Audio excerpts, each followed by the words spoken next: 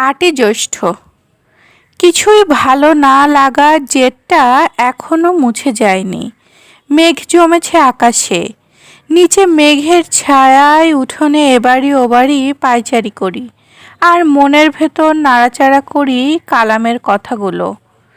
অনেক দুঃখ, অনেক কান্না দেখেছিস তুই, বহু মৃত্যু প্রত্যক্ষ করেছিস। অবচেতন মনে তাই কান্নার বিরুদ্ধেই বিদ্রোহ ধুমিয়ে উঠেছে তোর। তাই এমন হয়েছে। হৃদয়হীন এই দেয়ালের দেশ থেকে যেদিন মুক্তি পাবি, সেদিন দেখবি এসব ভার অলক্ষেই নেমে গেছে তোর মন থেকে। অন্তরতম দেশ থেকে উঠে আসে আমার আকুতি, তাই হোক, কালামের কথাই সত্য হোক। প্রিং পিকট, সুখ শাড়ি আর ওদের বাচ্চারা আজও এসেছে। আজ কিন্তু পাশাপাশি বসে পরস্পরের কাছ থেকে আদর খেলো না ওরা। আজ কিন্তু পাশাপাশি বসে পরস্পরের কাছ থেকে আদর খেলো না ওরা। বসেছে বেশ কিছুটা দূরত্ব রেখে, আর দুজন দুদিকে চেয়ে গান গেয়ে চলেছে যে যার আপন মনে। ওদের এক টানে কোথাও যেন পতন ঘটেছে। এক সুরে নয়, নিজ নিজ সুরে যেন আলাদা আলাদা গান গাইছে ওরা। হঠাৎ ১ নম্বর বাড়ির কার্নিশ থেকে ঢ্যাঙ্গা গোছের একটা ডারকা উড়ে এসে বসলো ওদের মাঝখানে। ওরা দুজন ভয় পেয়ে প্রিং করে উড়ে গেল দুদিকে। হাসির একটা হুল্লোড় শুনে দাঁড়িয়ে পড়লাম। বারান্দার এক কোণে তুমি ক্লাবের মিটিং বসেছে। খলিল, হাসিব, মান্নান তুমি ক্লাবের ৩ উৎসাহী সদস্য। কালাম ওদের একমাত্র পৃষ্ঠপোষক। ইদানিং কাশেমকেও কিছুটা দলে ভিড়িয়েছে। তুমি ক্লাবের একটাই উদ্দেশ্য, ম্যানিফেস্টোতে ওদের একটি মাত্র দাবি, পৃথিবী না হোক অন্তত এ সংসার থেকে আপনিকে নির্বাসিত করে তুমির অবাধ রাজত্ব প্রতিষ্ঠা করা। ওদের ম্যানিফেস্টোতে উদ্দেশ্যর সাথে সাথে উদ্দেশ্য হাসিলের কৌশলটাও লেখা রয়েছে। কোনো জবরদস্তি নয়, তাড়াহুড়া নয়, সময় নিয়ে আস্তে আস্তে ধৈর্যের সাথে বুঝিয়ে শুনিয়ে সবাইকে দলে আনতে হবে। এক কথায় ইংরেজি করে ওরা বলে পারসুয়েশন। ওদের স্থির বিশ্বাস অদূর ভবিষ্যতেই সকলেই যোগ দেবে ওদের দলে, কেননা ওদের দলটাই যে সুন্দর। সেই সুন্দরটা বোঝাতে গিয়ে খলিল ঢেলে দেয় ব্যক্তিগত আবেদন। আচ্ছা অদা, এত ভালোবাসি আপনাকে, অথচ বাংলা ভাষায় যে একান্ত নিকটের সম্বোধন তুমি, সেটা ব্যবহার করি না। কোনো অর্থ হয়? সত্যি অর্থ হয় না। অদা হেসে সায় দেয়। কিন্তু সায় দিলেও যে সহজ হবে ব্যাপারটা এমন কোনো কথা নেই। সবাই অদাকে আপনি করেই বলে।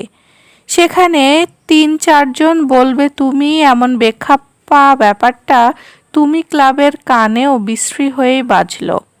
ফল দাঁড়ালো একবার তুমি, একবার আপনি, এমনি একটি বিভ্রাট বাঁধিয়ে শেষ পর্যন্ত তুমি ক্লাবকেই পিছু হটতে হয়েছিল।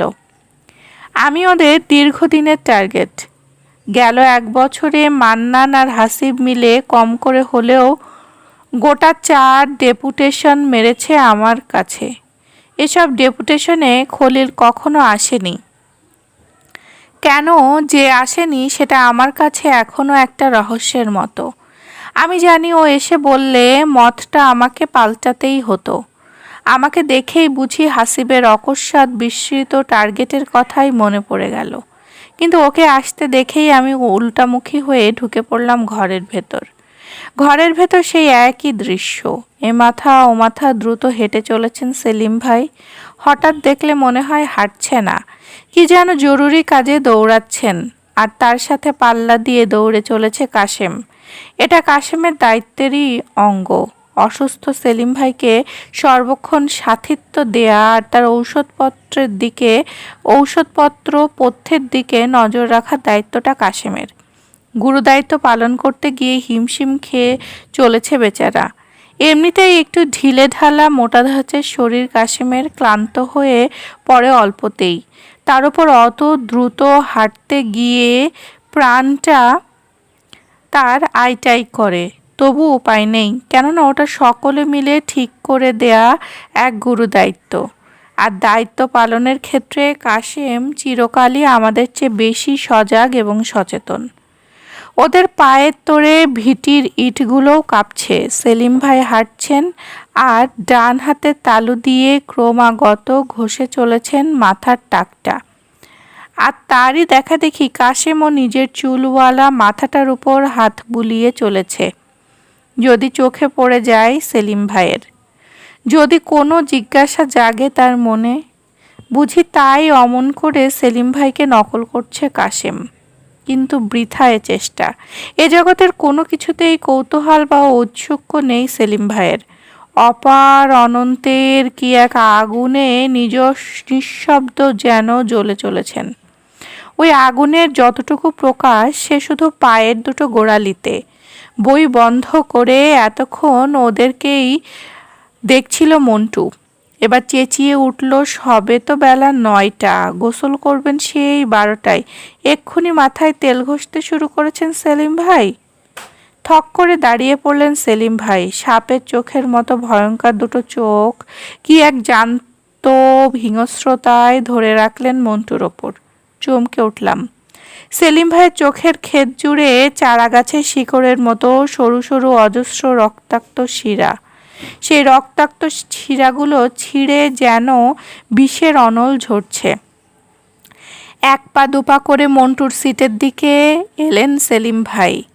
কাছে এসেই ফেটে পড়লেন। কি বললে আমি তেল মাখছি? Do I oil that son of a bitch? Never never, no. কোন শালার তেল মাখিনে আমি? কোনো শালার তেল মাখিনে আমি।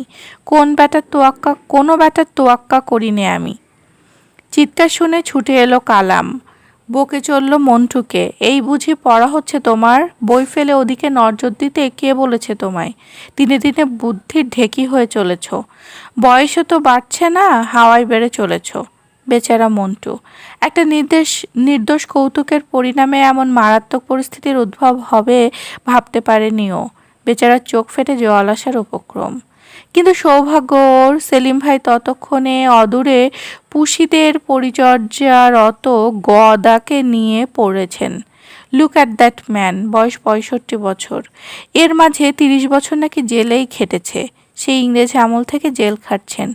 So he thinks he is a valiant Patriot.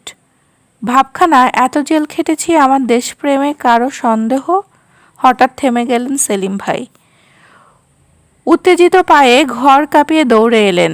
বিঘতখানিক দূরত্ব রেখে মুখোমুখি হলেন গদার। বাম হাতটা কোমরে রেখে ডান হাতের তর্জনী দুলিয়ে বললেন, আরে মশাই, শুধু জেল খাটলেই নেতা হওয়া যায় না, বুঝলেন? হি হি হি। এমনিতেই তাল খাওয়া বিশেষ থাকে না গদার। তার উপর সেলিম ভাইয়ের পাগলামিটা ইদানিং ঠিক কোন পর্যায়ে পৌঁছেছে সে খবরটা বিশেষ রাখেন না। চোটই উঠলেন গদা। এই সকালবেলায় কি বকবক করছেন মশাই? যান যান, নিজের চরকায় তেল দেন গে। মুখ চোখে রাগ আর বিরক্তি ফুটিয়ে বলা গদার কথাগুলো শুনে ঘোর উন্মাদের মতোই হিহি করে আর একবার হাসলেন সেলিম ভাই। বললেন, নেতা বলে মানছি নে, তাই গায়ে খুব ফোসকা পড়ছে না? কিন্তু গদা, let us be frank, I can't oil you any more, that is final. অবশ্য নিজের চরকায় তেল আমি দেবই। আর কাকে দেব জানেন? মুখে উচ্চারণ না করলেও চোখে আঁকা আমাদের জিজ্ঞাসা, কাকে? ওই ফকির ভাইকে। ফকির ভাই আমাকে একখানা মোটর গাড়ি দেবেন বলেছেন। হি হি হি। গদা যেন সত্যি বিশ্বাস করলেন কথাটা। আশ্চর্য হয়েই শুধলেন, গাড়ি? হ্যাঁ হ্যাঁ, গাড়ি, মোটর গাড়ি। তাহলে বুঝলেন, আপনার মতো অবাস্তব স্বাপ্নিক, অর্থাৎ অপদার্থ, আপনাকে তেল মেখে কোনো ফয়দা নেই আমার। চলুন ওদিকে চলুন। গাড়ি দিয়ে করবেন কি আপনি? সেলিম ভাইয়ের বাজুটা ধরে টানতে টানতে বলল কালাম। গাড়ি দিয়ে করব কি মানে? চাপা দেব। এই জন্যেই তো গাড়ি একখানা দরকার হয়ে পড়েছে। কাকে চাপা দেবেন? আশ্চর্য হয়েই শুধালাম। দ্যাট ওল্ড ফুল, গদাকে। আমার দিকে না তাকিয়েই বললেন সেলিম ভাই। থাক, গদাকে চাপা দিয়ে কাজ নেই, সেলিম ভাইকে ঠেলতে ঠেলতে নিয়ে চলল কালাম। বাধা দিচ্ছেন সেলিম ভাই। No no, I must settle with this old idiot. Leader সেজেছেন, দেখাচ্ছি লিডারির মজা।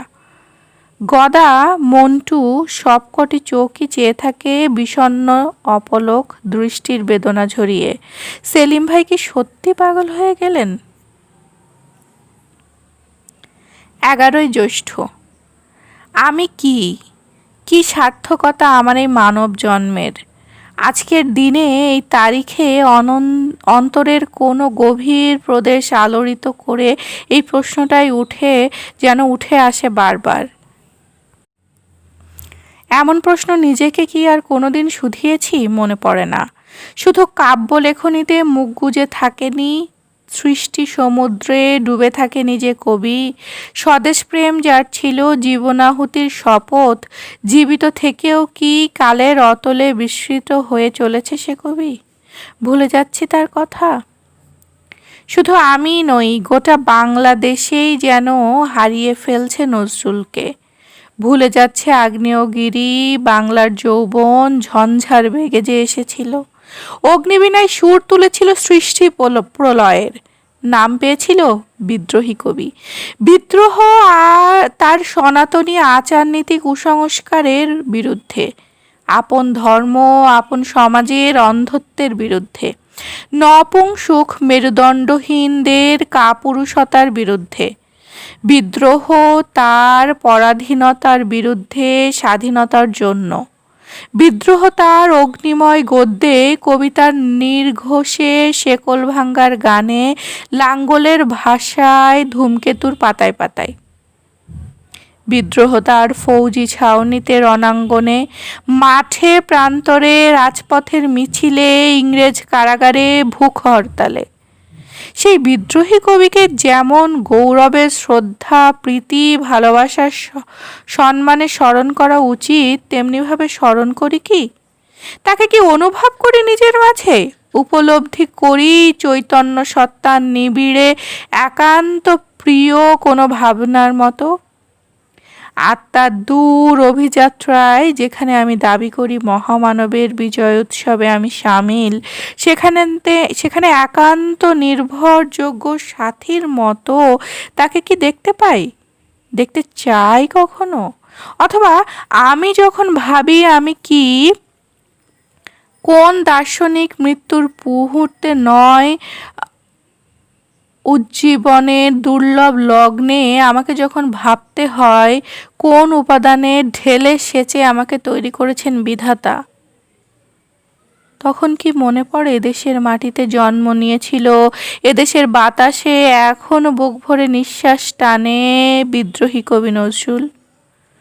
সে কবি নিঃশেষে বিলিয়ে দিয়েছিল আপনাকে, আপন আরাধনা, শক্তি আর ভৈরব, প্রাণের যে অসংখ্য বীজকোষ পুষ্প রেণুর মতো ছড়িয়ে রেখেছিল বিস্তীর্ণ এ দেশের প্রান্তরে, তা থেকেই কি উক্ত নয় আমার এ জীবন? আমার এ জীবন সেই বিদ্রোহ সত্তার সৃষ্টি, এ কথাটা কি জানতে চাই। এ সত্যকে স্বীকার করে গৌরব পাই।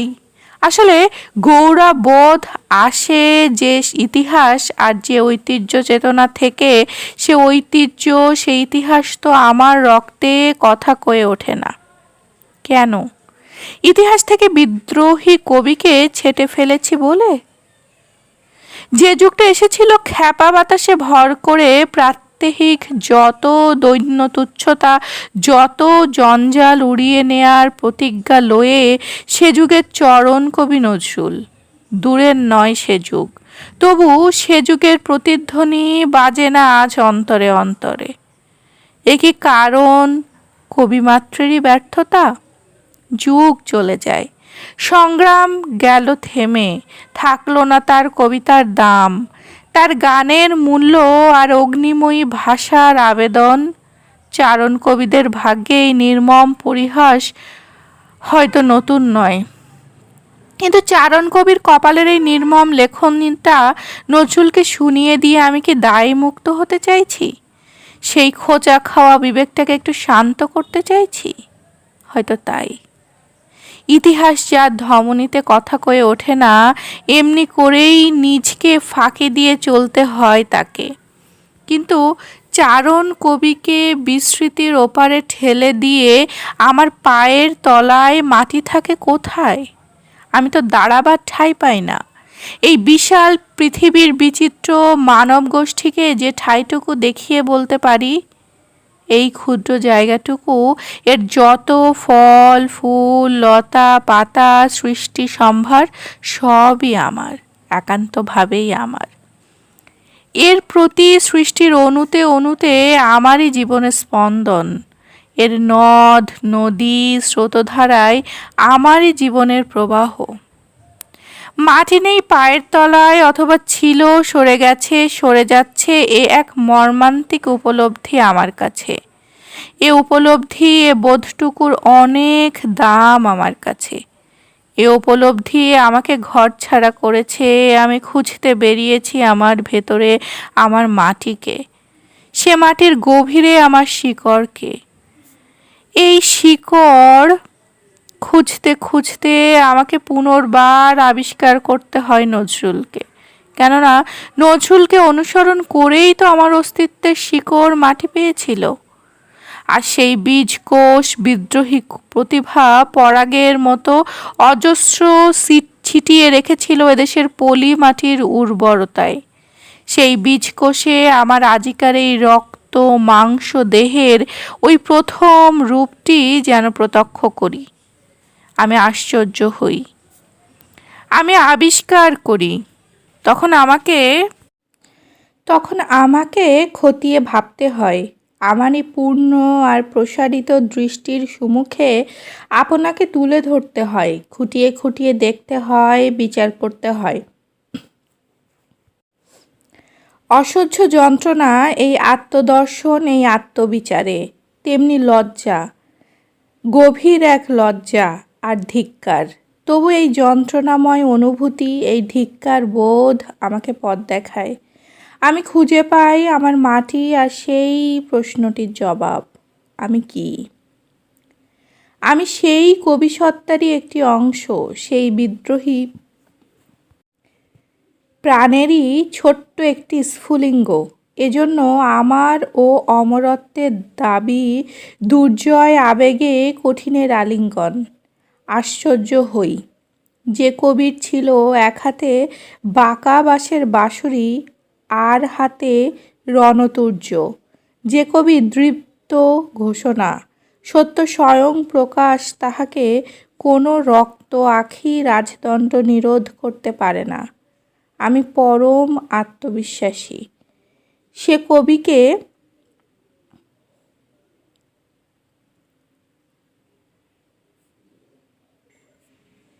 কবিকে আজ আবিষ্কার করতে হয়।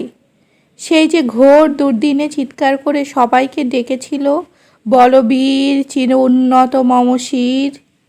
এ ডাক যারা শুনেছিল তারা তো অনেকেই লুপ্ত, অনেকেরই শোনা হয়নি সে ডাক। আজও কি শোনা হবে না? বাঁধন ছাড়া হীরের টুকরো প্রাণ, ওরা বন্দি, নজরুল জয়ন্তী পালন করলো ওরা। বিদ্রোহী প্রতিভার আবির্ভাবকে যে বাণী দিয়ে আশীর্বাদ করেছিল কবি সম্রাট, সে বাণী স্মরণ করে শেষ হলো অনুষ্ঠান। দুর্দিনের এই দুর্গশিরে উড়িয়ে দে তোর বিজয় কেতন, অলক্ষণের তিলক রেখা, রাতের ভালে হোক না লেখা। জাগিয়ে দেরে চমক মেরে আছে যারা অর্ধচেতন।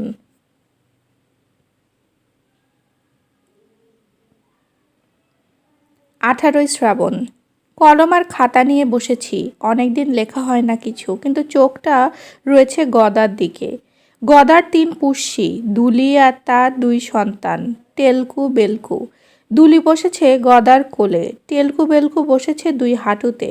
একটু আগেই দুধ খেয়েছে ওরা, এখন জিভের লালা টেনে হাত মুখ প্রক্ষালন করছে। স্নেহভরা চোখে তাই দেখছেন গদা, আর হাত বুলিয়ে দিচ্ছেন ওদের পিঠে। প্রক্ষালন থামিয়ে মাঝে মাঝে সে আদরের সাড়া দিচ্ছে ওরা। অ্যাও সেলিম ভাই পায়চারি করছেন, তবে আগের মতো ঘর কাঁপিয়ে নয়, আস্তে আস্তে স্বাভাবিকভাবে, স্বাভাবিক পায়ে। একটু নাকি ভালো আছেন, তাই প্যাথিডিন দেয়া বন্ধ করেছেন ডাক্তার। প্রাচীরের আড়ালে সূর্যটা ঢাকা, দৃষ্টি আর মনটাকে হেঁচড়ে টেনে এক করলাম। একাগ্র হলাম, কলম ছেড়ে দিলাম খাতার পাতায়। ওগো মেয়ে, তোমাকেই খুঁজি। আকাশ তোরণে যেখানে সূর্য প্রদীপ, সেখানে প্রদীপের ছায়ায় ছমছম ভয়ে, সেখানেও। আর এখানে রুদ্ধ গারদে অন্ধ প্রকোষ্ঠে ভ্রুকুটির দেয়ালে দেয়ালে। একটু হেসে আবার গিয়ে চলল। এই হাসিটুকুর অর্থ গোল করো না, আমাকে গাইতে দাও। দুঃসাহসী বীর কোনো বাধাই গ্রাহ্য নয় তার।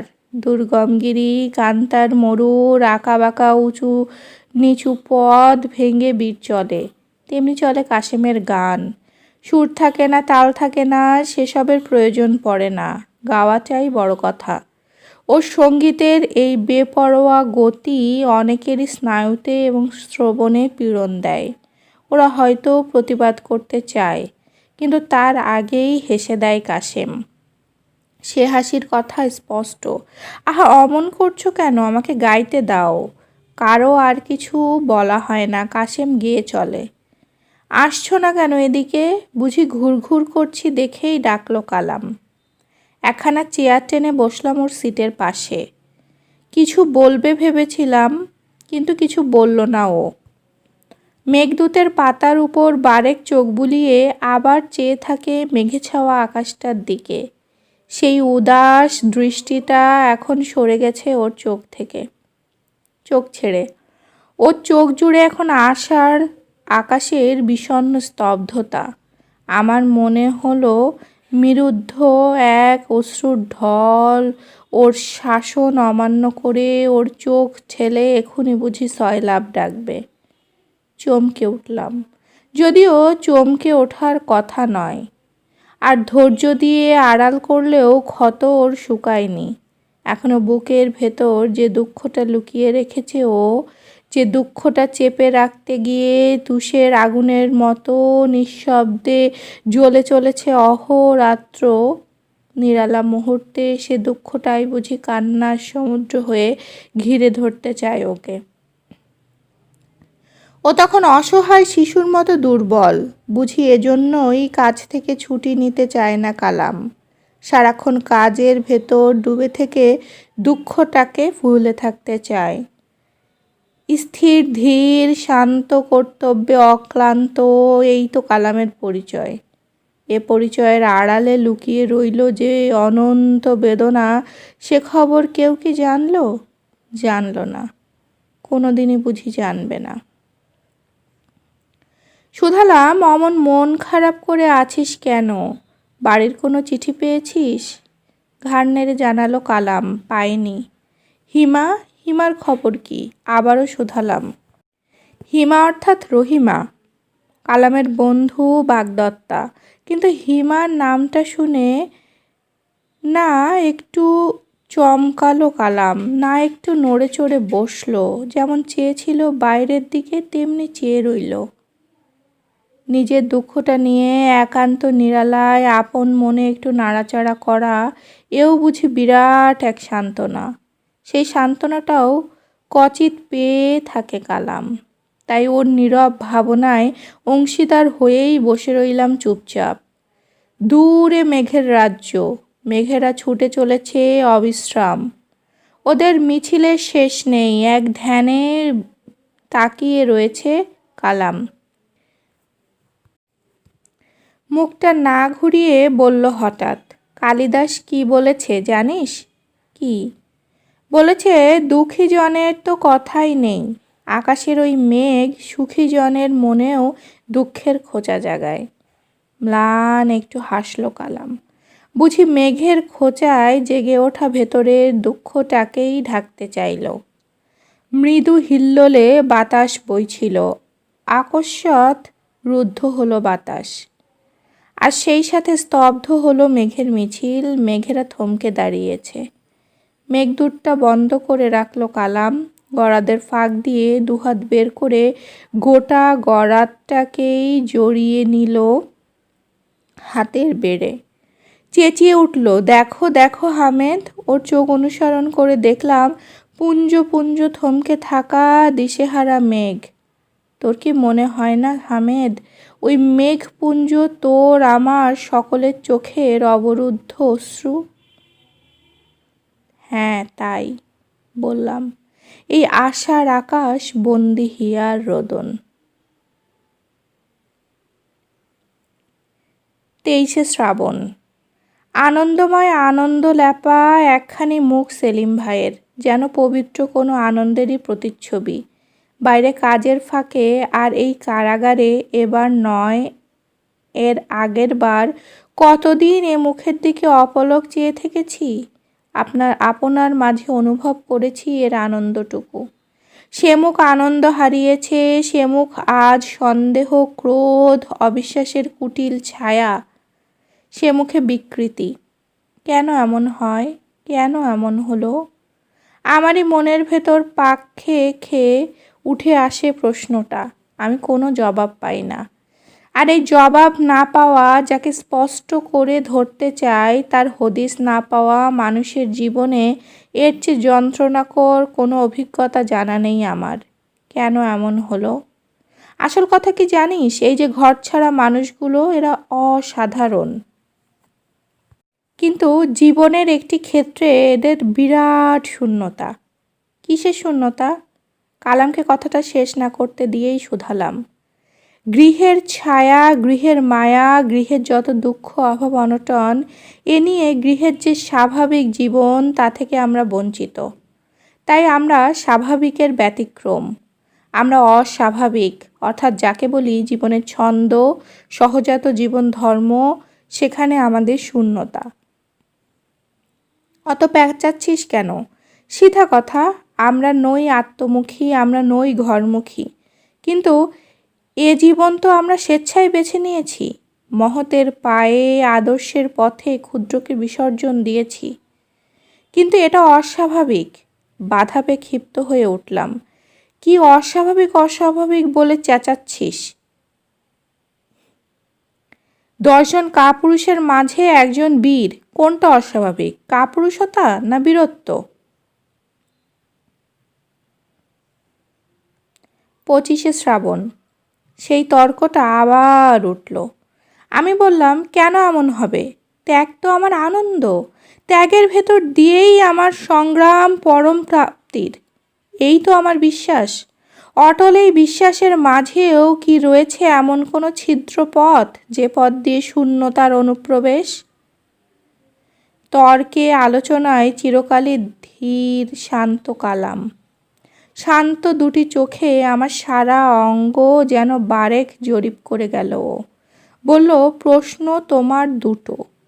প্রথমত, কেন এমন হবে? দ্বিতীয়ত, বিশ্বাসেও কোনো ছিদ্রপথ রয়েছে কিনা? দুটো প্রশ্নেরই কিন্তু জবাব হয়ে গেছে। আমি সন্তুষ্ট নই তাতে। গোয়ারের মতোই বললাম, বেশ, আমি কয়েকটা প্রশ্ন করছি, যা ভাবছিস ঠিক ঠিক তাই বলবি। হ্যাঁ, ঠিক ঠিকই বলবো, জিজ্ঞেস কর। জীবন কোনো সরল রেখা নয়। জীবন বলতে কয়েকটা ছক বা ছকের সমষ্টিও বোঝায় না। এটা মানিস? মানি। মুখে বলছিস মানি, আমিও তাই বলি। কিন্তু অন্তর বলে যে পদার্থটি লুকিয়ে আছে ভেতরে, সেখানে একবার তাকিয়ে দেখ তো। কি দেখছিস? দেখছিস আপন জীবনটা নিয়ে বহু রকমের ছক এঁকে রেখেছিস সেখানে। ওহো, আমি স্পষ্ট দেখছি ওগুলো ছক নাই। ওটা হলো আউটলাইন, মানে কাঠামো। নিজের জীবন সম্পর্কে মোটামুটি একটা কল্পিত কাঠামো সব মানুষেরই থাকে, আমারও আছে। বললাম,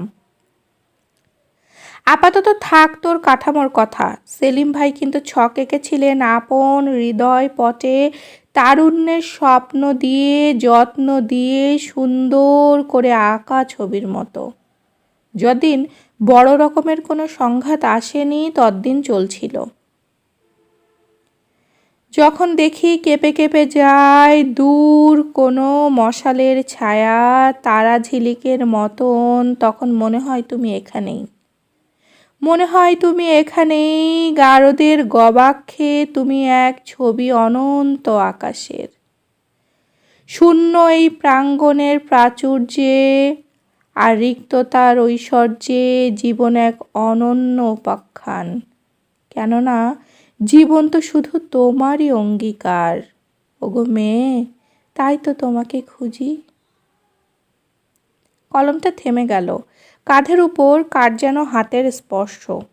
মুখ ঘুরিয়ে দেখলাম সেলিম ভাই আমার কাঁধে হাতের ভর রেখে এক ধ্যানে চেয়ে রয়েছেন আমারই লেখা পাতাটার দিকে। লিখছেন? বেশ বেশ লিখুন, অজস্র লিখুন। রুদ্র কারার যত বেদনা শাশ্বত সৃষ্টির আনন্দ হয়ে ঝরে পড়ুক। আসুক সৃজনের বন্যা, আসুক ফিরে চলতে। উদ্যত হয়েও দাঁড়িয়ে পড়লেন সেলিম ভাই।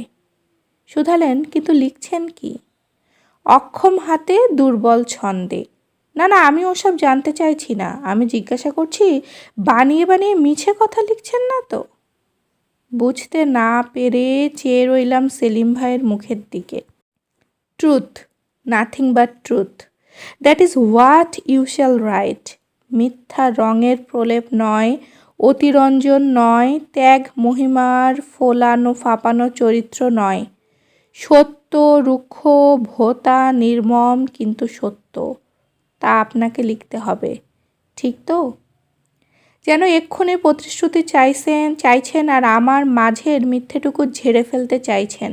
এমনিভাবে প্রবল দুটো ঝাঁকুনি তুললেন আমার কাঁধে। চেঁচিয়ে বললেন, ঠিক তো, ঠিক তো?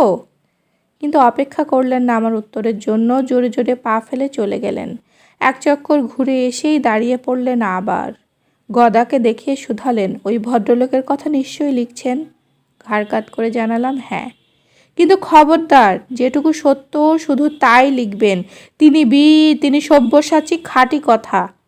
স্বরাজ, অসহযোগ আন্দোলন, স্বাধীনতা সংগ্রামের তিনি নির্ভীক সেনানী, জনপ্রিয় কৃষক নেতা। মানি এসব সত্য, কিন্তু এখন তিনি কি? একটি ফসিল, একটি কঙ্কাল। কঙ্কাল। Do you realize that? আপনি কি এটা বোঝেন? যেন আমি তার সিদ্ধান্তে সন্দেহ পোষণ করছি, তাই রক্ত চোখের শানিত দৃষ্টি দিয়ে আমাকে বিঁধে রাখলেন সেলিম ভাই। বললেন, আবার দেখছেন না সারাদিন শুধু তাস আর বিড়াল নিয়ে পড়ে থাকেন? একটু চিন্তা করেন, একটা বই পড়ে তাহলে কি পাচ্ছেন আপনি? পাচ্ছেন একটি চমকে ওঠার মতন সত্য। 18 বছরের যে তরুণ দেশের ডাকে ঘর ছেড়েছিল, 35টি বছরে তার একমাত্র সান্ত্বনা তাস আর 3টি বিড়াল। What an irony! জীবনের কি নির্মম পরিহাস! হা হা হা হা। গদা, আপনি রাগ করতে পারেন, কিন্তু যা সত্য সে তো আমাকে বলতেই হবে। গদা জীবনকে কখনো ফাঁকি দেয় না। গদা জীবনকে কখনো ফাঁকি দেয়া যায় না। জীবন কি নির্মম প্রতিশোধ নিল আপনার ওপর। Don't you see? আপনি কি দেখছেন না? হা হা হা হা। তাহলে হামেদ সাহেব এই সত্য ঠাঁই পাচ্ছে আপনার পুস্তকে? আপনি লুকোবেন না? বলুন। গদার দিকে তাকিয়ে দেখি যে কেন পোচ কালি লেপে দিয়েছে তার মুখে। তার পক্ষ নিয়েই বললাম, বিড়েলগুলোর কথা বলছেন সেলিম ভাই? ওদের তো ভালোবাসেন গদা। এত দুঃখ লাঞ্ছনা জীবনের কৃচ্ছ কঠোরতার পর এই যে ভালোবাসতে পারা, এটা কি তার হৃদয়বৃত্তির পরিচয় নয়? কি বললেন? হৃদয়, অন্তঃকরণ? Do you know? আপনি জানেন এই লোকটাই জেল থেকে গেল 4 বছরে একখানা চিঠি লেখেনি কোথাও। একখানা চিঠি পায়নি কারোর কাছ থেকে। জিজ্ঞেস করুন তাকে। তিনকুলে কেউ আছে তার? একটা বন্ধু, একটা শুভাকাঙ্ক্ষী? আপনি বিশ্বাস করেন এমন লোকের মাঝে হৃদয় বলে কোনো কিছুর অস্তিত্ব থাকতে পারে? হার্টলেস, ক্রুয়েল, হৃদয়হীন নিষ্ঠুরে লোক। আপনি জানেন this man has murdered me. আমাকে হত্যা করেছে এই লোক। বলতে বলতে ক্রুদ্ধ আর উত্তেজিত হয়ে উঠেছেন সেলিম ভাই। ঘন ঘন নিঃশ্বাস ফেলছেন। গৌর গণ্ডে রক্ত উঠে কি ভয়ঙ্কর হয়েছে তার মুখের চেহারাটা। ফুটন্ত জলে লাল গোল্লার মতো টকবক করছে চোখ জোড়া। মণি দুটো এক্ষুনি বুঝি ছিটকে বেরিয়ে আসবে। আতকে উঠলাম সে চোখের দিকে তাকিয়ে। গদা, আমি বলছি, গেট ইউর সেলফ রেডি, তৈরি হন। মোমেন্ট অফ ট্রুথ, আপনার আমার জীবনে পরম সত্যের লগ্ন আজ সমুপস্থিত, তৈরি হন। চূড়ান্ত মুহূর্তের জন্য আমি রেডি গদা, আপনি তৈরি? সেলিম ভাই মুঠো করে নিয়েছেন হাত দুটো। মুঠো দুটো চেপে চেপে ফুলিয়ে তুলছেন লোমশ হাতের মোটা মোটা শিরাগুলা। টান খেয়ে বেতের মতো রিজু হয়ে দাঁড়িয়েছে সেলিম ভাই। আমার মনে হলো ভয়ঙ্কর ভয়ঙ্কর এক হিংস্রতা রক্ত খেলা ওই গৌর মুখে। দৃঢ় মুষ্টি সেলিম ভাই দৌড়ে গেলেন গদার দিকে। এরপর কি হবে সে আমি ভাবতে পারি না। আতঙ্কে ত্রাসে লজ্জায় চোখ বুঝলাম, কিন্তু রক্ষা। কাশেম এসে ততক্ষণে সেলিম ভাইয়ের কোমরটা জড়িয়ে ধরেছে। বাথরুমে গেছিল, সেজন্যই এতক্ষণ দেরি হলো ওর আসতে। কোমর জড়িয়ে সেলিম ভাইকে ঠেলতে ঠেলতে নিয়ে গেল কাশেম। সেলিম ভাই ও ঘরে অদৃশ্য হতেই লাফিয়ে উঠল কবি। কি গদা, সেলিম ভাই কি বলে? আরে রাখ রাখ, কত দেখলাম, পাগলে কিনা কয়, ছাগলে কিনা খায়। গদার ডাক সাইটে গলাটা গম গম করে ওঠে ঘরময়। জোরে জোরে চিল্লালেই আমাদের মুখ বন্ধ হবে তাই ভেবেছেন নাকি? বেশ, আপনি প্রমাণ করুন আপনার হৃদয় আছে যা সত্য তাই প্রামাণ্য। দর্শনশাস্ত্রের এই নীতিতে তো অটল বিশ্বাস আপনার। আহত হয়েছেন গদা, ক্ষুণ্ণ হয়েছেন, কিছুটা রেগেছেনও। এমন সরাসরি ব্যক্তিগত আক্রমণ তার দীর্ঘ রাজনৈতিক জীবনে বুঝি এই প্রথম। সেলিম ভাই সম্মুখে নেই হয়তো, তাই ভেতরের রাগটা আর সংযমের রাশ মানছে না। ঠোঁট দুটো এখনও চেপে রেখেছেন গদা, কিন্তু বিপুল শরীরখানি দুলিয়ে কাঁপিয়ে নিঃশ্বাস পড়ছে ফোঁস ফোঁস। ধৈর্য ধারণের জন্যই ঘন ঘন তাস সাফল করছেন গদা। কিন্তু গদার কষ্ট আরোপিত সংযমের ঢাকনিটা না খুলে বুঝি ছাড়বে না কবি। ভেতরে কি আছে দেখতে চায় ও। সরু চিনচিনে গলাটাকে হুইসেলের মতো তীক্ষ্ণ করে বলল ও। মুখটাকে গম্ভীর করলে নেতার পোজটা নেওয়া যায় ঠিকই, কিন্তু হৃদয় আছে সেটা প্রমাণ করা যায় না, বুঝলেন? নিরুত্তর তার সাফল করে চলেন গদা। ধৈর্য খেলা খেলবেন। জীবে দয়া করে যেইজন সেইজন সেবিছে ঈশ্বর। গদাকে আর একটু চটাবার জন্যই হঠাৎ আবৃত্তি করে ওঠে মন্টু। তবু রা নেই গদার। ধৈর্য খেলার তাসগুলো এক এক করে বিছিয়ে চলেছেন। কবি আবারও টিপ্পনি ছাড়ল। সারা জীবন তো গদা ঘুমিয়েছেন, মাসল ফুলিয়েছেন, তা নইলে বুঝতেন হৃদয় আছে। বিড়াল প্রেমে শুধু এ কথাটাই বোঝায় না, অন্য কিছুও বোঝাতে পারে। কি মাতবল নেই যে। এবার খেকিয়ে উঠলেন গদা। আরে যা যা, বাজে বকিস নে। এই বুড়ো হাবড়া হাতের ওপর দিয়ে তোদের মতো কত চ্যাংড়া এলো আর গেল। অনেক দিন পর লিখতে বসেছিলাম, লেখা হলো না। খাতাটা বন্ধ করে উঠে পড়লাম। বাইরে শ্রাবণ, আকাশে মেঘে মেঘে ডস্বরু ডাক। 27 আশ্বিন। এই কারাগারেও শরৎ এসেছে। রুদ্ধ কুঠির বদ্ধ অঙ্গনে আজ খলখলিয়ে বেড়ায় সোনারোদ। গরাদ ভেঙে আছড়ে পড়ে সিমেন্টের মেঝেতে। শেফালিরা বিছিয়ে রেখেছে সাদা চার। সকালবেলা শেফালি তলার ওই শুভ্রতার উপর চোখ রেখে আকাশের সূর্যটাও বুঝি ক্ষণিকের জন্য থমকে দাঁড়িয়েছে। বাগানে এসেছে একটি হলুদ পাখি। প্রতি বছরই এমন দিনে কোত্থেকে যেন উড়ে আসে ও। শরৎ, হেমন্ত এবং শীতকালটাও এখানেই কাটিয়ে যায়। তারপর যেমন আচম্বিতে এসেছিল, তেমনি হঠাৎ একদিন উধাও হয়ে যায়। রশিদের ঝাড়গুলোতে গোলাপ ফুটেছে অজস্র। কোনো শিল্পীর হাত যেন সবুজ পাতার ফাঁকে ফাঁকে স্তবকে স্তবকে সাজিয়ে গেছে ফুলগুলো। আর বাগানের মধ্যিখানটায় মরশুমি রঙের বাহার, গুচ্ছ গুচ্ছ সুইটপি। কেমন ল্যাপামোছা তকতকে আজকের আকাশটা, মনে হয় যেন নীলে ধোয়া শ্বেতবস্ত্র, পরিপাটি মেলে ধরা।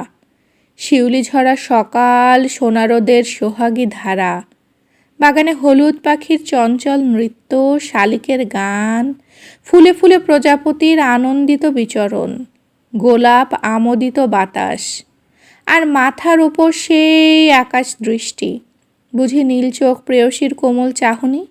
সব মিলিয়ে অনিন্দ্য রমণীয় পরিবেশ। বাতাস বইছে ঝিরঝির, সে বাতাসের লহর খেলে গেল তরল রোদ। হঠাৎ নেমে আসা বরফ বাড়ির মতো ঝরে পড়ল একরাশ শেফালি। মাটির মরশুমি গন্ধে ভরে গেল বন্দির অঙ্গন। অদ্ভুত কথা মনে হয় আমার। মনে হয় কোথাও বুঝি চলেছে জীবনের অভিষেক, চলেছে কোনো আনন্দর রণের মহামেলা। এসব যেন তারই আয়োজন, চারিদিকে তারই নিমন্ত্রণ। অস্বাভাবিক মানেই মন্দ, আমি কি এমন কিছু বললাম? আমি বলছি life is fullness, life in fullness, life in totality. জীবন বলতে যে অসম্পূর্ণতা, তার আস্বাদ আমরা পাইনি। পরিপূর্ণ জীবনের পরিচয় জানা নেই আমাদের। এই যে অপূর্ণতার ফাঁক জীবনে, তুই কি ভাবছিস এর দাম দিতে হবে না? প্রতিদিন তুই, আমি, সেলিম ভাই সকলেই শূন্যতার নিদারুণ মূল্য দিয়ে চলেছি। আবার গুলিয়ে ফেলছিস তুই। বলি, জীবন দিয়ে জীবনের মূল্য দান, এ কি কোনো নতুন কথা তোর কাছে? যেদিন তুই প্রতিশ্রুত হলি তোর বিবেকের কাছে, সেদিন থেকেই তো জেনে নিয়েছিস তুই। ত্যাগ তোর জীবন, ধর্ম তোর কর্ম, কর্মই তোর ধর্ম, ভোগ তোর নিষিদ্ধ। কর্মে আর ত্যাগেই তোর জীবনের সার্থকতা। কাজে অপূর্ণতার কথা ওঠে কেন? ওঠে এই জন্য, যা বুদ্ধিগ্রাহ্য তা সবসময় হৃদয়গ্রাহ্য নয়। বুদ্ধি দিয়ে সাধারণ পথের চাইতে আলাদা নিজস্ব একটা পথ কেটে নিয়েছি আমি। কিন্তু সে পথে চলতে গিয়ে দেখি আমার হৃদয় সাধারণ পরিবেশেই যা লালন, সেই হৃদয়ের অনেকখানি যেন ফাঁকা আর শূন্য। সে হৃদয় বিভক্ত, সেখানে অতৃপ্তি। যখন মিশে থাকি জনতার কোলাহলে, তখন চোখে পড়ে না এই শূন্যতা, অথবা চোখে পড়লেও তেমন তীক্ষ্ণভাবে অনুভব করি না তার খোঁচাটা। কিন্তু এই রুদ্ধ কারাগারে বাতাস যেখানে গুমড়ে মরে, জীবন যেখানে বদ্ধ কুয়ার কলুষিত পাখির মতো স্থির, সেখানে এলেই শূন্যতার এই ফাঁকটি শুধু ধরা পড়ে না, শুধু খোঁচা জাগায় না, প্রকাণ্ড ফাটল ধরিয়ে যায় তোমার সমগ্র অস্তিত্বে।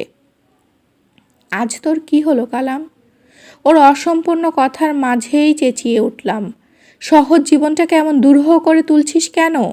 যে বিভক্ত হৃদয়, যে খণ্ডিত আত্মার কথা বলছিস তুই, এ কি নতুন কিছু? পুরুষ পরম্পরায় 200 বছরের যে পরাধীন অভিশপ্ত জীবন, আমি তো তারই ধিক্কৃত সন্তান। আত্মায় চেতনায় আমার যে খণ্ডিত প্রকাশ, আমার মাঝেই আমি যে দ্বিধাবিভক্ত। এ তো উত্তরাধিকার সূত্রে পিতৃঋণের মতোই আমার পাওনা, আর এর বিরুদ্ধেই তো আমার সংগ্রাম। এই অর্থে আমি এক অচেতন সত্তা, এই অর্থে আমি এক সচেতন সত্তা। কাজে তুই যে বলছিস অপূর্ণতার হাহাকার, শূন্যতার দীর্ঘশ্বাস, এসবের অবকাশ কোথায় আমার জীবনে? চুপ করে রইল কালাম, কি যেন ভাবছে। ওকে নীরব দেখে বললাম, আমার কিন্তু মনে হয় অন্য কিছু। আমার মনে হয় চারিত্রিক গঠনে এখনও আমরা ভীষণভাবে অপরিপক্ক, ইম্যাচিওর। তাই যখন সংকট আসে ভারসাম্য রাখতে পারি না। এই ইমোশনাল ইমব্যালেন্স, এটাই সেলিম ভাইয়ের ব্যাধি।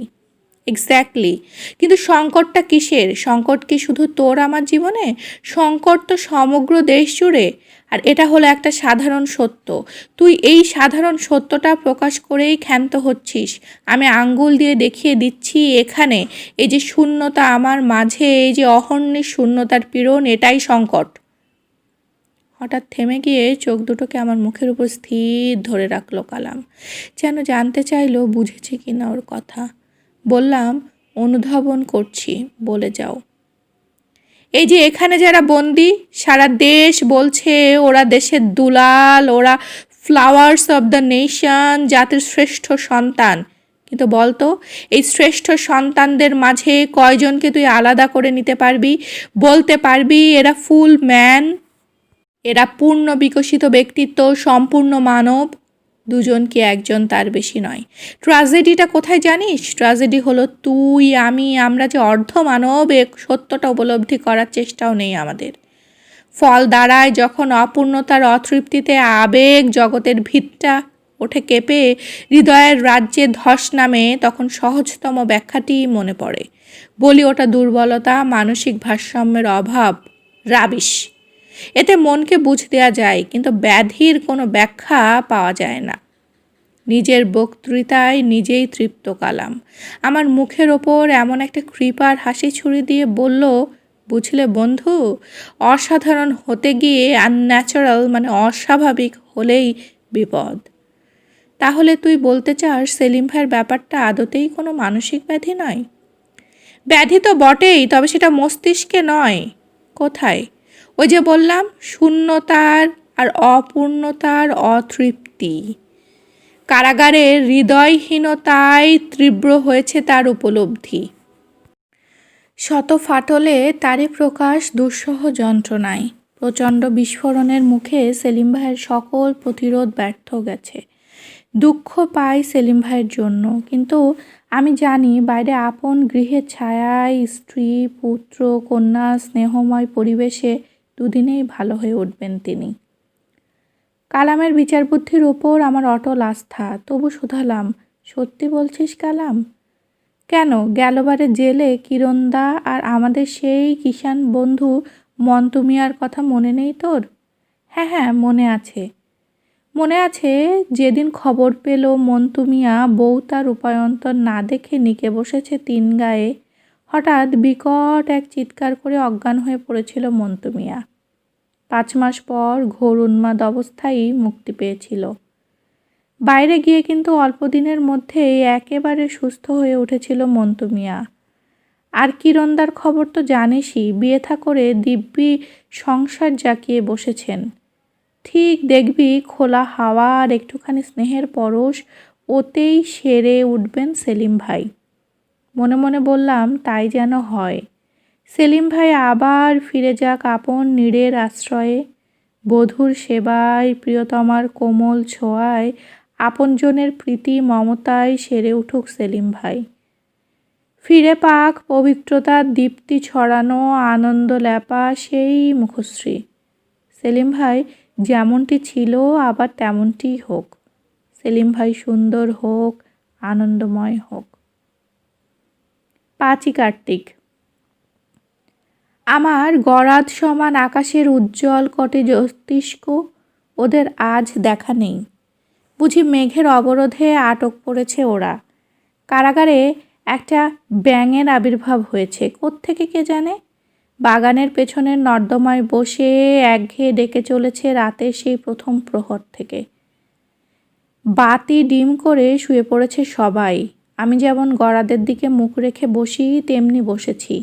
আর সবাই শুয়ে পড়লে যারা শোয়া ছেড়ে সতর্ক পায়ে উঠে পড়ে, সেই টেলকু বেলকু, ওরাও বেরিয়ে পড়েছে নৈশক বিহারে। কবির বুকে ব্যথা, ওষুধ খেয়ে ঘুমিয়ে পড়েছে। ঘরমাই নিশুতি স্তব্ধতা, বাইরে কেউ জেগে নেই। ঘুমে ঢুলু ঢুলু চৌথা পাহারা, শুধু জেগে আছে ঘুমটি ঘরের সন্ধানী বাতি। তীব্র আলো বিচ্ছুরিত করে আহ্বান করে চলেছে পতঙ্গকুলকে। স্তব্ধতা ভেঙে পাখা ঝাপটিয়ে বাকবাকুম ডেকে উঠল মন্টুর কবুতরটা। এ গভীর রাতে কেন যেন ওড়বার ইচ্ছে জেগেছে ওর। ঘরের এপাশ ওপাশ একবার উড়ে এসেই আবার ঢুকে পড়ল শার্শির খুপড়িতে। মন্টু নেই সেটা একদিনে টের পেয়েছে ও। টের পেয়েছে বলেই আমার বাড়িয়ে দেয়া হাতের তালু থেকে খুদ খেতে আসে না। মন্টু শূন্য বিছানাটার উপরই বারবার উড়ে বেড়ায়। শূন্য খাটিয়াটার দিকে তাকিয়ে মন্টুর কথাই মনে পড়ে। শূন্য চোখের সম্মুখে ভেসে ওঠে বিদায়ের মুহূর্তে ও সেই বিষণ্ণ কাতর মুখ। এ গারদের জীবনে 3টি অন্ধকার বছরের অনেক হাসি কান্না, অনেক ছোট বড় স্মৃতির সাথে একান্তভাবেই জড়িয়ে রয়েছে মন্টু। তাই ওর হঠাৎ চলে যাওয়ায় যে ছেদ পড়েছে গারদের জীবনে, সেখানে এখনও নতুন গ্রন্থি গড়ে ওঠেনি। হয়তো এ কারণেই ওর খাটটা গুদামে পাঠিয়ে দেওয়ার কথা কেউ ভাবেনি। এ খাটে এখনও বুঝি লেগে রয়েছে মন্টুর স্পর্শ। হাসিব, খলিল, মান্নান ওরা এসিটে বসে গল্প করে, তাস খেলে। বেশ, কিন্তু সময় এলো যখন ওই তৈরি করা ছকের ভেতর আবদ্ধ থাকতে চাইল না জীবনটা। ধারণা আর বাস্তবে সৃষ্টি হলো সংঘাত। বড় নিষ্ঠুর, বড় করুণ এই সংঘাত। বারুদ জমে জমে যেমন অপরিহার্য করে তোলে বিস্ফোরণ, এও তেমনি। কিন্তু কালাম, আমি তো জানি আমার জীবন আর আমার ধারণায় যদি কখনো সংঘাত আসে, আমি থাকবো জীবনেরই পক্ষে। কালামকে থামিয়ে বললাম, কিন্তু সেলিম ভাই তা পারছেন না, তাই তো এত কষ্ট ওর। টেলকুটা কোত্থেকে হঠাৎ ছুটে এসে এক লাফে উঠে বসেছে কালামের কোলে। ওকে আদর দিতে দিতে বলল কালাম, জানিস, যারা সত্যিকারের পুরুষ, জীবন যাদের আত্মবশ, এটা মেনে নিয়েও মাঝে মাঝে একটা অদ্ভুত কথা মনে হয় আমার। কি? কৌতূহলী হয়েই শুধালাম। এমন কিছু অনিবার্যতা রয়েছে জীবনের যা চেপে রাখা যায় না। আজ তুমি চেপে রাখলে, কিন্তু কাল তাই ফেটে পড়বে ভীষণ হিংস্রতায়।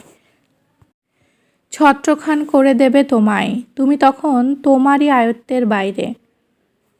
জীবনের এই অনিবার্যতার শক্তিটা অন্ধ, নিষ্ঠুর, ভয়ঙ্কর।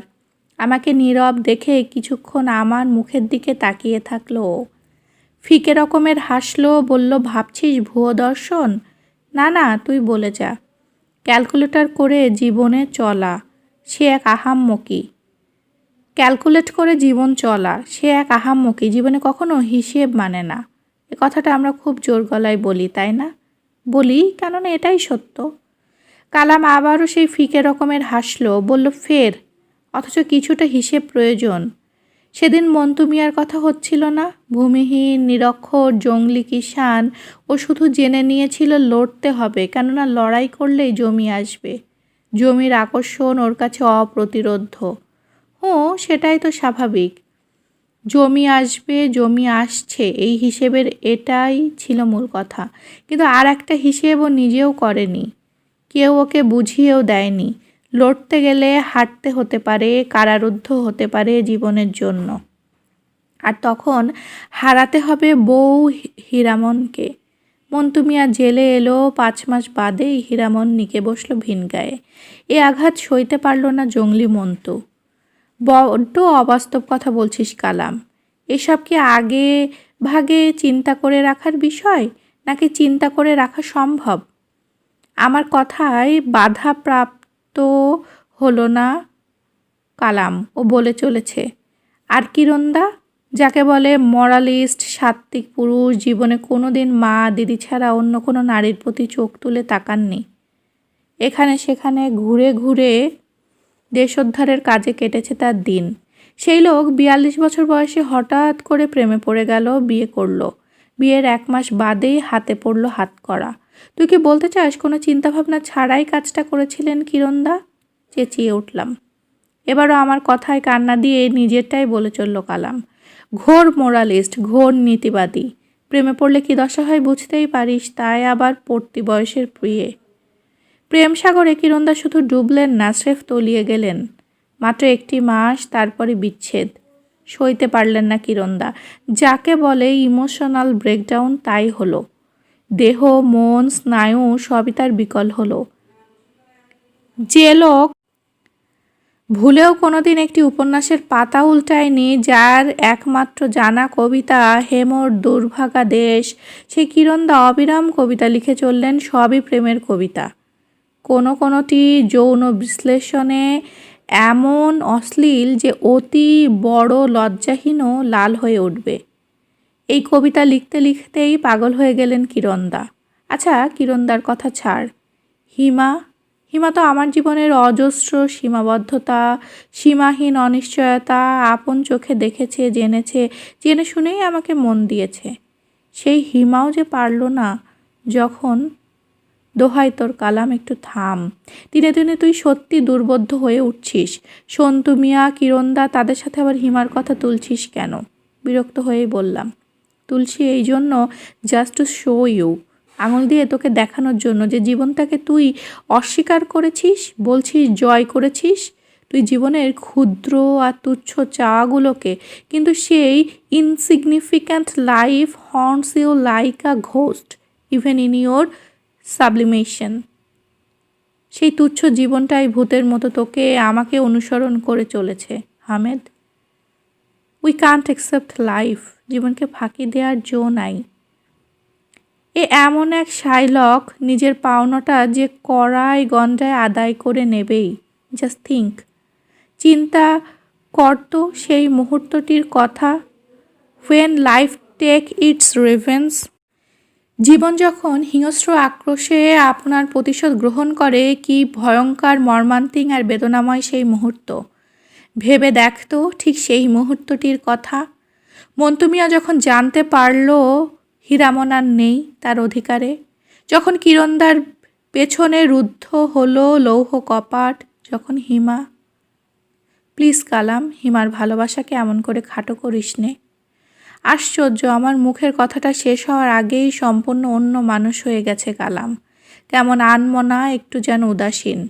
এইমাত্র যে বিষয়টা নিয়ে তর্ক করছিল সেটাও যেন ভুলে গেছে ও। গারদের ফাঁকে অনেক দূরে যে আকাশ, সেদিকেই তাকিয়ে রয়েছে কালাম। মেঘে মেঘে ছেয়ে গেছে আকাশটা, ঢাকা পড়েছে দিনের আলো। চেয়ারে বসেই কি এক অস্থিরতায় ছটফট করে কালাম। মেঘ দেখলেই কোনো দিনই শান্ত থাকতে পারে না ও। মেঘ ওকে অস্থির করে তোলে। বিষণ্ণ মন্থরগতি শ্রাবণী মেঘ, সেই মেঘের ওপর চোখ রেখে স্থান কাল পাত্র সবই বুঝি ভুলে গেছে কালাম। গদার সিটের পাশে বসেই তর্ক চলছিল। গদা, কবি, মন্টু, ওরা সবাই কান পেতে শুনছিল। এতক্ষণে লক্ষ্য করলাম একমাত্র গদা যেন শোনেননি কিছুই, এমনভাবে সিলিংয়ের দিকে মুখ করে আধা শোয়া। কি গদা, তীর্থের কাকের মতো কড়িবর্গার দিকে চেয়ে কেন? কি ওখানে? কবির কেনেস্তারার মতো গলাটা ক্যানকে নিয়ে উঠল। পরম ব্রহ্মের মতো বললেন গদা, এবারও কঠিন ঠাই রে দাদা, এবারও কঠিন ঠাই। মেঘের ডাকে চঞ্চল কালাম, ওর হাত, ওর পা, ওর দেহখানি যেন কোথায় ছুটে যেতে চায়, কিন্তু স্থির ও চোখের দৃষ্টি পলকহীন চোখের পাতা। বিড়বিড় করে যেন ঠোঁট নাড়ছে ও, মনে হলো কোনো দোয়া পড়ছে। কানটা আরেকটু বাড়িয়ে দিলাম ওর দিকে। শুনলাম কিছুক্ষণ আগে সেই কথাগুলো ওই অতি দ্রুত আর বিড়বিড় স্বরে বলে চলেছে ও। ক্ষুদ্র আর তুচ্ছ জীবনটাই ভূতের মতো আমাকে অনুসরণ করে চলেছে। ইয়েস ইয়েস, হ্যাঁ হ্যাঁ তাই, কিন্তু এখানেই তো আমার সংগ্রাম। I must fight it out. এই ওঠ, চল চল। দেখছো না কি সুন্দর মেঘ করেছে আকাশে? বলতে বলতে সহসাই উঠে দাঁড়ালো কালাম। কারোর জন্য অপেক্ষা না করেই বেরিয়ে গেল চাতালে। দিনের আকাশে যখন মেঘের নৃত্য, গারদ যখন খোলা, ও কি ঘরে বসে থাকতে পারে? আমি অবাক হয়ে মেঘের ডাকে মন যার আনচান, আকাশে মেঘ দেখলেই যে ছুটে যায় অঙ্গনে, সেই মানুষটি 3টি বছর কেমন করে কাটিয়ে এলো গবাক্ষহীন সেলের নির্জনতায়। বদ্ধ গরাদ অন্ধকার প্রকোষ্ঠে ও কেমন করে খুঁজে পেত এই মেঘ, এই আকাশ? আচ্ছা হামেদ ভাই, মন্টুর গলা পেয়ে জিজ্ঞাসু চোখে তাকালাম ওর দিকে। কালাম ভাই কি খুব পণ্ডিত লোক? শুধালো মন্টু। না। কবি? তাও না। এই জেলে এসেই কালামের সাথে মন্টুর পরিচয় আগে চিনত না। নিকট থেকে দেখে শুনেই হয়তো কালামের সম্পর্কে ও ধারণা করে নিয়েছে কালাম হয় পণ্ডিত ব্যক্তি নতুবা কবি। আমার উত্তরটাও ধারণার সাথে মিলল না দেখে স্পষ্টই হতাশ হলো মন্টু। জানেন হামেদ ভাই, প্রথম এসে দেখলাম একজোড়া স্লিপ কাগজ আর একটা কলম নিয়ে দিনভর জেলখানার ওই অফিসটার পেছনেই লেগে আছে লোকটা। অফিসটাকে যেন এক মুহূর্তও স্বস্তি দেবে না। আর যত রাজ্যের হিসেব, জুতো, জামা, তেল, সাবান, মায়, ঝাড়কাঠি, দুজন জমাদার আর অফিস সেফাইয়ের দফা রফা করে ছাড়ছে সারাক্ষণ। তখন মনে হয়েছিল লোকটা বুঝি এ কাজেরই এক্সপার্ট। বিদ্যাবুদ্ধি তেমন নেই। মন্টু থামল। শুধলাম তারপর কথাবার্তা শুনে মনে হলো না, লোকটা জ্ঞানীও বটে। আমিও বললাম, বটে। আর আজকের কথা শুনে মনে হলো কালাম ভাই বুঝি ভাবুক এবং কবি। কিন্তু কি? কালাম ভাই লেখে না কেন? মন্টুর প্রশ্ন শুনে ঘরশুদ্ধ লোক গলা ছেড়ে হেসে উঠল। লজ্জায় অল্প বয়সী মেয়ের মতোই লাল হয়ে উঠল ও। আমি বললাম, লেখা টেখার দিকে মন নেই ওর। তুই একবার বলে দেখ না। যা, আমার কথা শুনবে কেন? আরও লজ্জার হাত থেকে রেহাই পাওয়ার জন্যই বুঝি উঠে চলে গেল মন্টু। শ্রাবণ আকাশ শোকাতুরার মতো কান্নার ঢলে বুক ভাসিয়ে চলেছে। শিকের ফাঁকে চোখ গলিয়ে দেখি চাতকের মতো মুখটাকে আকাশের দিকে তুলে রেখেছে কালাম। বৃষ্টি ফোঁটার মুখে মুখে চুম্বন এঁকে চলেছে। বৃষ্টি ধারা ধুয়ে দিয়েছে ওর সর্বাঙ্গ।